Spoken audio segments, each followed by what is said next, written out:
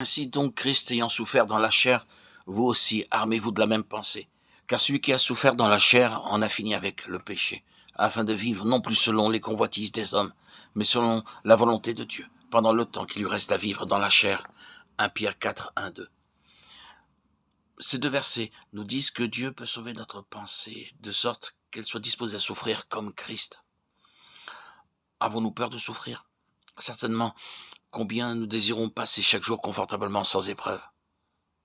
Lorsqu'une petite tribulation arrive, nous prions Dieu immédiatement de la supprimer. Pendant les moments de fidèle obéissance à Dieu, nous sommes menacés de la perspective d'un futur dur et amer. Et nous pensons alors demander à Dieu d'empêcher ces choses désagréables. Néanmoins, Dieu peut nous sauver au point que nous ne craindrons ni la difficulté ni la souffrance. Quelle sorte d'arme est celle-ci? C'est la meilleure, car on sait être armé de la même pensée de souffrir que Christ avait.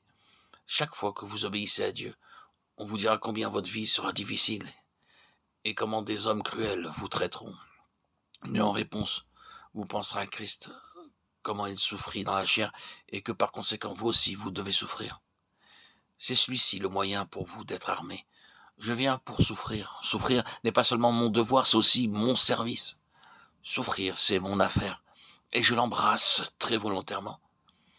Ainsi, armé, vous pouvez tout vaincre, non pas en craignant la souffrance, mais au contraire en l'accueillant.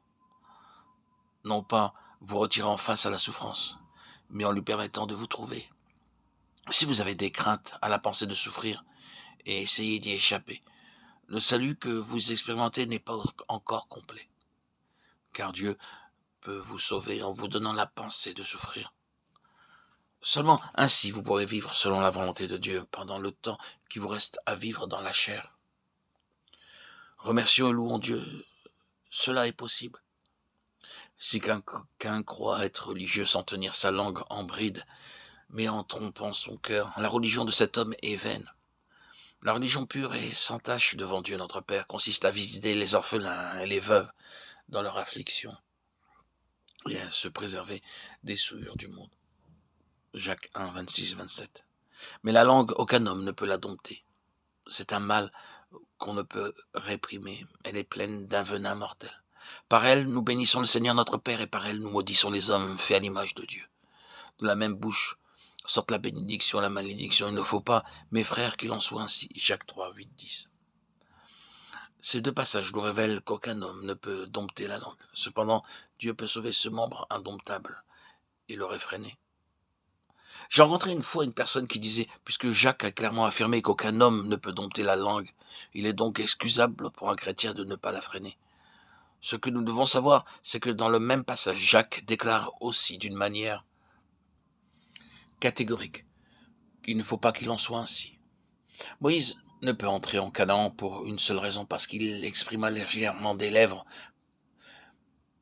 Psaume 106, 33. Il parla comme s'il avait été sans instruction. Afin de savoir comment parler, il nous faut la langue des savants. Ésaïe 54. Aussi bien que les oreilles des savants, Dieu peut non seulement nous sauver parfaitement notre cœur, notre pensée et notre entendement, mais aussi notre langue. Si nous ne pouvons pas la gouverner, je répète que nous ne possédons pas un salut parfait. Dieu soit loué, il peut sauver notre langue tout entière. Ceci n'est seulement possible, c'est aussi à notre portée.